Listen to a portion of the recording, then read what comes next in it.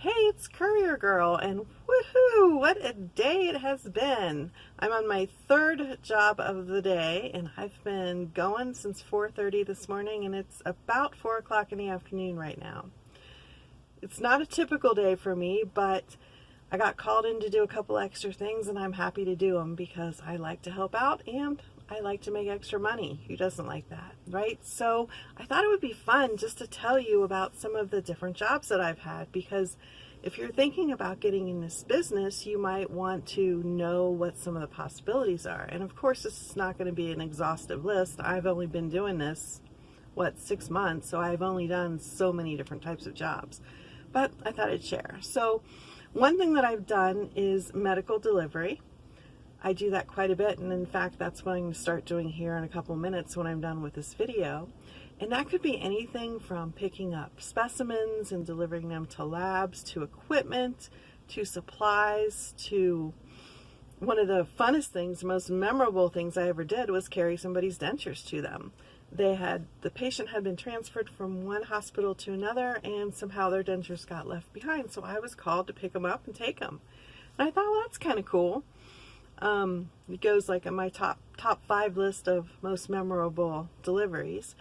I've done dirty laundry. You know, some of the outlying hospitals, they have emergency rooms, they have like outpatient surgery, and they have like hospital gowns and stuff like that. Well, somebody's got to pick that up and take it to the dirty laundry at the main hospital, and I've done that before. I've taken clean laundry too. Surgical instruments, equipment, all sorts of things. COVID tests, lots of COVID tests this year. And so that's what I do for medical delivery. I've also done different mail things. I've done both the kind of mail where you pick it up from the post office, and I'm not talking about checking P.O. boxes. I do that too, but I'm talking about going in the back of the post office and getting like these trays of mail.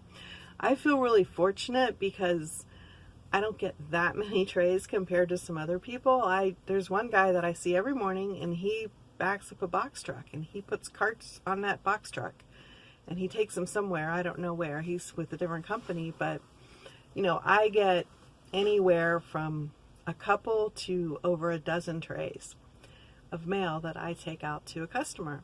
So that's fun. And I've also done the kind of mail where there's a company that has like a central mail room, and like they have lots of offices maybe, and so you take the mail from the mail room and you take it around to different offices. Maybe there's slots that you put it in at another location and you're picking up mail. So I've done that type of thing too. I've also done auto parts. That's one of the things that I did today. In fact, I filled in for an auto parts route, which is lots of fun. Auto parts is kind of iffy for me. I like doing it, but I could not do it all the time. In fact, I just turned down a route a few days ago that I was offered to do it every day because I'm a girl and auto parts are heavy.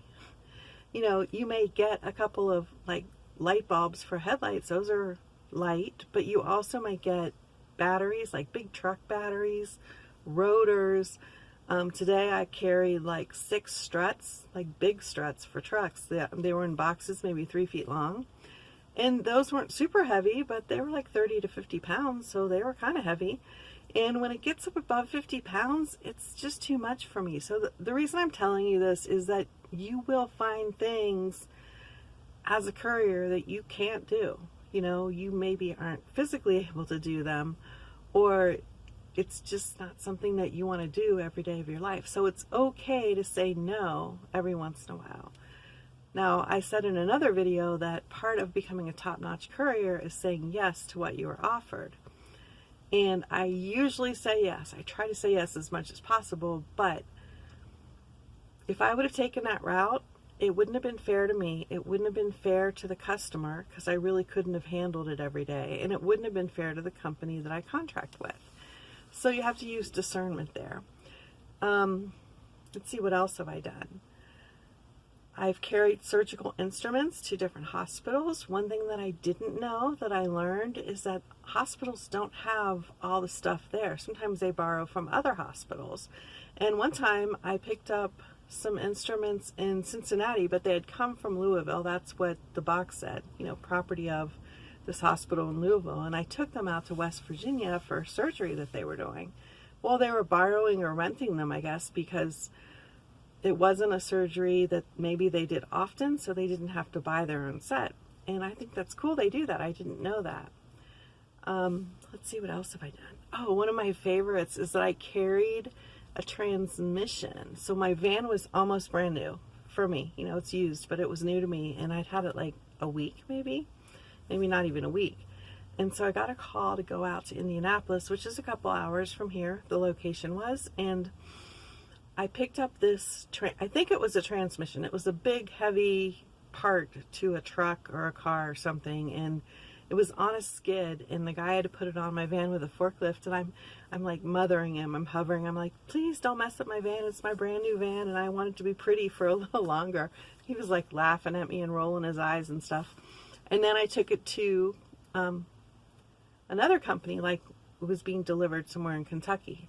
So that was pretty cool. And I thought, wow, I can carry heavy stuff, because this was a few hundred pounds, and it did kind of like weigh my van down a little bit. I noticed it. But it was just really cool to carry that thing. I haven't done another one since then, but that was cool. Let's see what else. Oh, yeah, Thanksgiving dinners. So hospitals are always open. They never get a day off, and there are people who work holidays. So what the main hospitals did is they cooked like a Thanksgiving, like a catered type dinner for Thanksgiving and also for Christmas. And then we couriers took the meals out to the satellites so that the staff could have a nice dinner. And it was kind of funny because they were in these foil disposable, like big, like catering size pans, but they were disposable. And I was so afraid they were going to slide around in my van and I would have like Thanksgiving dinner all over my van, that I drove really, really carefully. Probably made some people mad because I was going a bit slow. But I couldn't tie them down. I tried, and it started just to crush the pans, and it wasn't effective. So I just drove really slow and delivered their Thanksgiving dinners. And I thought about, you know, snarfing a piece of pie for myself because it looked really good, but I didn't. I was cool. I delivered everything. Anyway, that's it. I just wanted to give you an overview of some of the things that I've carried and some of the things that you might carry as a courier also.